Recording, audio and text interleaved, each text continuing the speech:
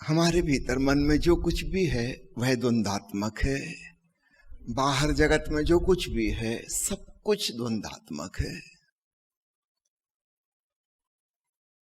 जितना चार्ज एक इलेक्ट्रॉन का है उतना ही चार्ज बिल्कुल विपरीत पॉजिट्रॉन का है, और दुनिया में कुल मिलाकर जितने इलेक्ट्रॉन हैं उतना ही पॉजिट्रॉन है।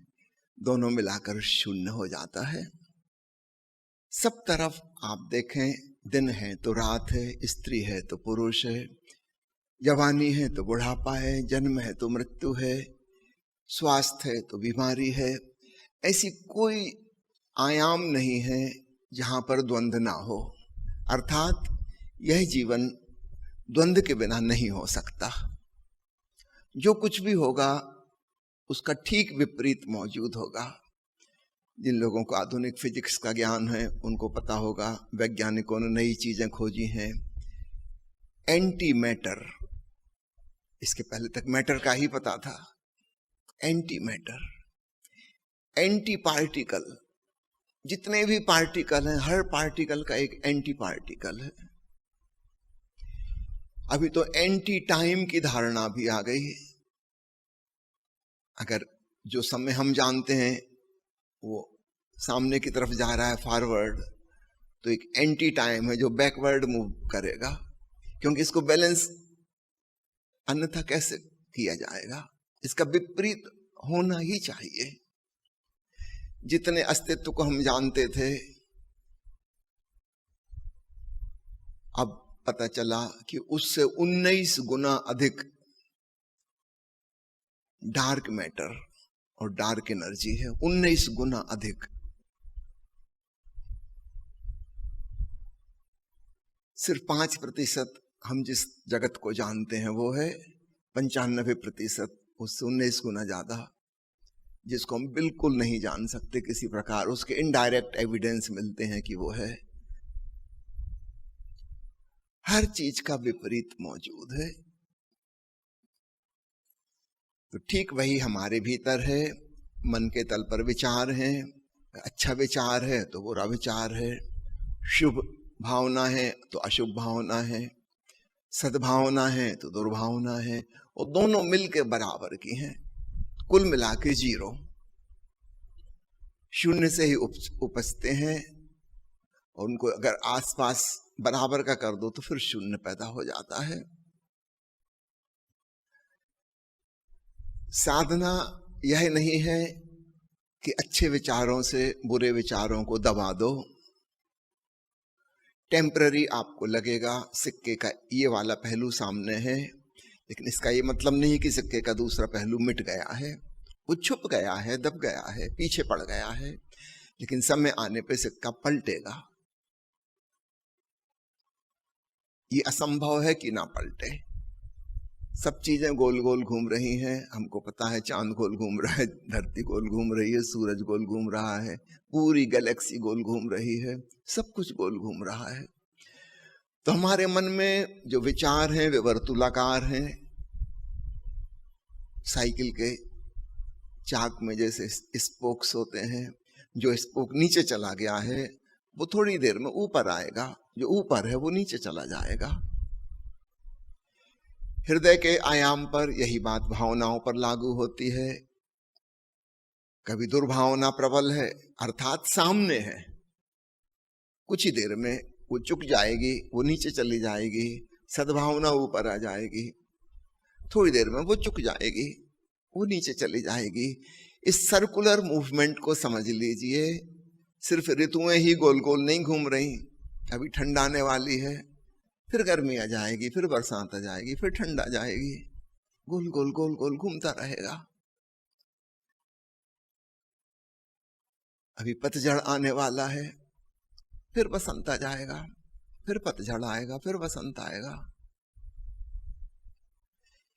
इस वर्तुलाकार मूवमेंट को खूब अच्छे से समझ लीजिए, क्योंकि वो हमारे भीतर भी हो रहा है। जो आदमी बहुत सज्जन जान पड़ रहा है, उसके अंदर दुर्जनता छिपी हुई है, और पता नहीं किस क्षण कब अचानक प्रकट हो जाएगी। ये वो भी अनुमान नहीं लगा सकता। उसने बहुत नीचे दबा दिया है, लेकिन याद रखिए जो दबा हुआ है वो खर्च नहीं हो रहा है, वो आपकी फिक्स डिपॉजिट में है। और जो ऊपर ऊपर है, आपकी सज्जनता, आपकी औपचारिकता, एटिकेट्स, मैनर्स, सद्व्यवहार, ये आपके खर्च हो रहे हैं क्योंकि आप उसका उपयोग कर रहे हो। अचानक एक दिन आप पाते हो कि पलड़ा पलट गया, किसी क्रोध के क्षण में वो जो भीतर राक्षस छिपा बैठा है वो भर के ऊपर आ गया। सारी पढ़ाई लिखाई, सभ्यता, संस्कृति, नीति अनीति की बातें सब ताक पर रख दी और आप बिल्कुल जंगली जानवर जैसा व्यवहार करने लगे। फिर ये छुप जाएगा, उसकी एनर्जी चुप गई, उसने जो आतंक मचाना था मचा लिया। अब वो फिर नीचे जाके बैठा है आराम से कि फिर हमारा मौका आएगा। थोड़े दिन के लिए फिर आप सज्जन पुरुष हो जाओ, जेंटलमैन। इस प्रकार हमारे जीवन में सब चीजें गोल गोल गोल गोल घूम रही हैं। जिस व्यक्ति से हम प्रेम करते हैं, कालांतर में हम उसी व्यक्ति से घृणा करेंगे। और किससे करेंगे? मैं आपसे कहूं कि फ्रांस में फला फला शहर में एक आदमी रहता, उसका ये नाम है, क्या आप उसको घृणा कर सकते हैं? नहीं कर सकते, क्योंकि आपका लगाव ही नहीं है। जिनसे आपका लगाव है, परिवार के लोग, मित्र लोग, संगी साथी, सहकर्मी, सहपाठी, रिश्तेदार, उन्हीं से आपकी दुश्मनी होगी। जिनसे दोस्ती थी उन्हीं से दुश्मनी होगी, क्योंकि भीतर ही भीतर साथ ही साथ वो चीज चल रही थी। हमने एक चीज को प्रकट कर दिया, वो चीज खत्म हो गई, खर्च हो गई, दूसरी चीज बची हुई है। जिसका आप सम्मान करेंगे उसी का आप अपमान करेंगे। करना ही पड़ेगा, बैलेंस का नियम है। आप थोड़ी देर के लिए रोक सकते हो अपने आप को, पर ये लंबा नहीं चलेगा। माता पिता का खूब सम्मान किया गया था या करवाया गया था जोर जबरदस्ती से। जब इनकी संतान शक्तिशाली हो जाएगी, पूरा बदला लेंगे, नीचा दिखाने की पूरी कोशिश करेंगे। खुद अकेले नहीं कर पाएंगे तो बेटा जो शादी करके बहू ले आएगा कि मैं वो सब बातें नहीं कह पाता, संकोच बस इन्हीं का खून हूं, तू तो पराया खून है, मेरे हृदय की सारी भावनाएं व्यक्त कर दे, मैं सपोर्ट करूंगा। बदला लेगा। सब चीजें अपने विपरीत में टर्न हो जाती हैं। तो साधना यह नहीं है कि इसका एक पक्ष हम बचा लें और दूसरा छोड़ दें, वो तो हो नहीं सकता। इम्पॉसिबल चीज करने की मत सोचिए, वो नहीं हो सकता। फिर साधना के दो उपाय हैं। या तो हम इन दोनों को पूर्णता से स्वीकार लें, इसका नाम है तथाता भाव, इसका नाम है प्रभु मर्जी के प्रति समर्पण। पूर्ण स्वीकार, जीवन ऐसा है, तथ्य ऐसा है, इसका नाम तथाता। अंग्रेजी में जिसको कहें सचनेस, लाइफ इज सच, ऐसा है। पॉजिटिव और नेगेटिव दोनों मौजूद हैं। तब हम दोनों को अंगीकार कर लेते हैं, हम किसी चीज को रिजेक्ट नहीं करते, दोनों का डीप एक्सेप्टेंस हो जाता है। और उस एक्सेप्टेंस में, जैसे मैंने कहा, प्लस और माइनस को पास पास लाएंगे तो एनिहिलेशन हो जाता है। फिजिसिस्ट कहते हैं अगर एक इलेक्ट्रॉन और एक पॉजिट्रॉन को पास लाया जाए तो दोनों का एनिहिलेशन हो जाएगा, दोनों गायब हो जाएंगे, कुछ भी नहीं बचेगा। जैसे हम गणित में +10 और -10 को जोड़ें तो क्या होगा? कुछ नहीं बचेगा, ना +10 बचेगा ना -10 बचेगा, शून्य हो जाएगा। अब वो संख्या कितनी बड़ी हो, प्लस करोड़ और माइनस करोड़ हो, तो भी परिणाम वही होगा, शून्य। तो अगर हम दोनों को एक्सेप्ट कर लेते हैं तो हम शून्यता में पहुंच जाते हैं। हमें किसी चीज से कोई विरोध नहीं रहा, दोनों का परिपूर्ण स्वीकार हो गया। तो साधना का एक उपाय है जिसको हम कहते हैं समर्पण मार्ग, भक्ति का मार्ग। और चूंकि बुद्ध ईश्वर की बात करना नहीं चाहते इसलिए उन्होंने नया शब्द गढ़ा, तथाता। तथ्य ऐसा है, जीवन ऐसा है, सो सिंपल। ईश्वर को भी बीच में लाने की जरूरत नहीं। इस स्वीकार भाव के संग शांति घटित होती है, क्योंकि हमारा सारा संघर्ष था कि दो में से एक को बचा लें, एक को हटा लें। हमारी सारी लड़ाई जो थी बाहर के जगत में भी और अपने भीतर मनोजगत में भी, दो में से हम एक पक्ष को बचाना चाह रहे थे, एक को हम हटाना चाह रहे थे। और ऐसा असंभव है, ये हो ही नहीं सकता।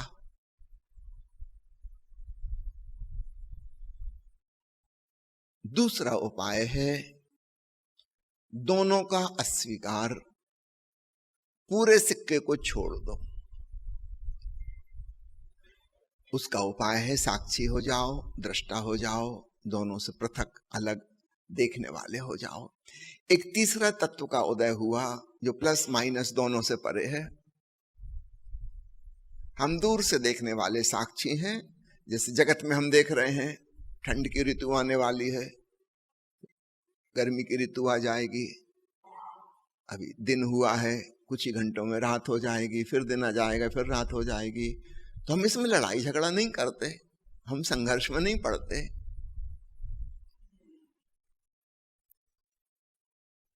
हम तीसरे तत्व हैं, ना हम दिन हैं ना हम रात हैं, ना हम गर्मी है ना हम ठंड हैं, हम इन दोनों को जानने वाले ज्ञाता हैं। तो इस प्रकार हम दोनों से दूर हो जाते हैं, दोनों से पृथक एक तीसरे तत्व का एहसास होता है जो मेरा स्वभाव है, जो मैं हूं। तो अध्यात्म की साधना के दो मार्ग हैं, पहला परिपूर्ण स्वीकार और दूसरा परिपूर्ण अस्वीकार। हमारी मुसीबत क्या है, हम एक को स्वीकार करते हैं, दूसरे को अस्वीकार करते हैं।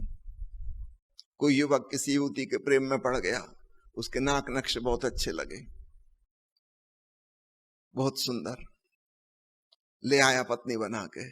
अब घर आते ही से मुसीबत शुरू। वो जितनी सुंदर है उतना ही ज्यादा प्रबल उसका अहंकार भी है।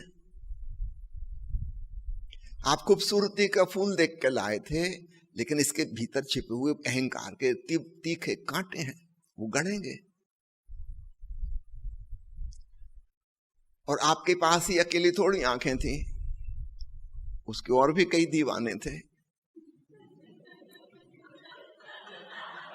और भविष्य में होंगे। आप एक मुसीबत मोल लेके आए हो। फूल के साथ कांटे हैं, छुपे हुए हैं, वो दिख नहीं रहे थे, वो पास में आके पता चलते हैं। और पास में आने के बाद फूल तो 2-4 दिन में भूल भाल जाते हैं, अंत में कांटे ही कांटे रह जाते हैं। फूल पड़ोसी को दिखाई देता है।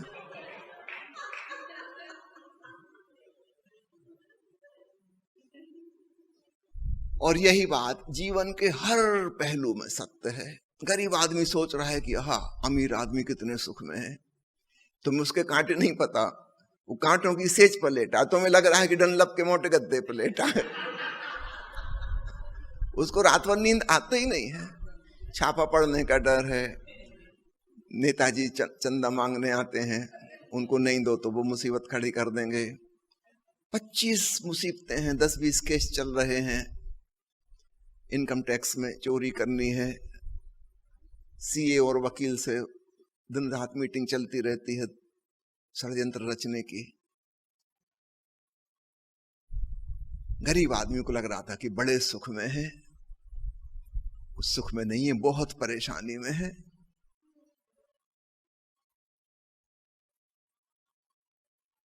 फिर अमीर होकर वो सोचने लगता है कि इससे अच्छे तो पहले ही थे।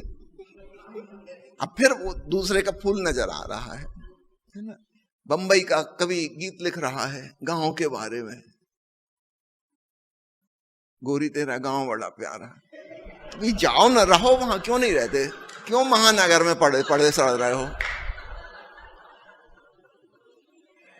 वो दूर से फोटोग्राफी में अच्छा लगता है, जब पास जाओगे तो गोबर की स्मेल आएगी, मक्खी मच्छर काटेंगे, टाइफाइड हो जाएगा, अनहाइजीनिक पानी है वहां का।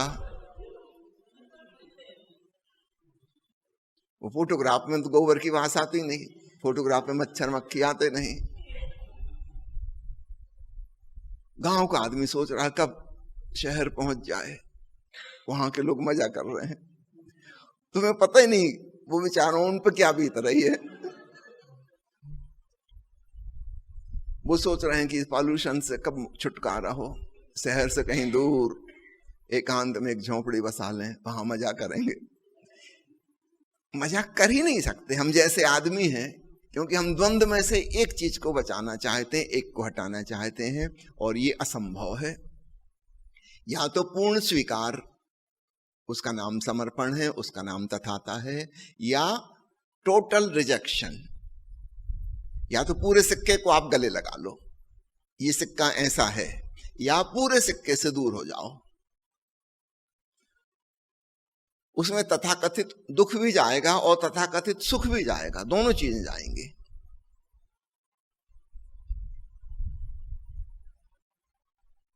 उस अवस्था में पुनः शांति उपलब्ध होती है।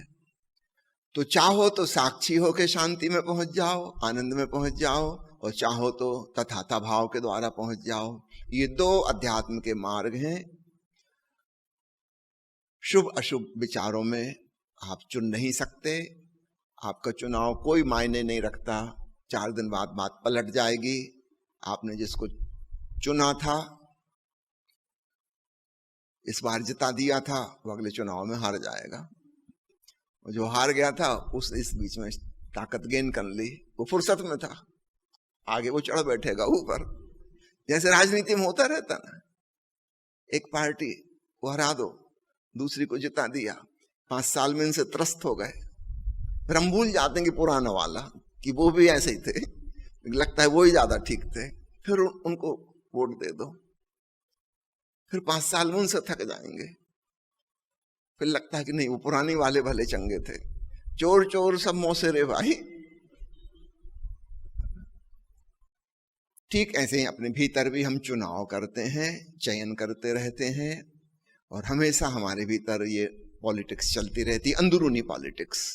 हमारे ही भीतर के विचार, हम कभी किसी को सेलेक्ट कर लेते हैं, उसको चुन लेते हैं, वो हावी हो जाता है, लेकिन ये थोड़ी देर के लिए ही हो सकता है। वो जो विपक्ष है वो कह रहा है अभी मजा चखाते हैं, रुको, अगली बार वो चढ़ जाता है ऊपर। यही चीज भावनाओं के तल पे होती रहती है। इस खेल को समझो, और इससे मुक्त होने के 2 उपाय हैं।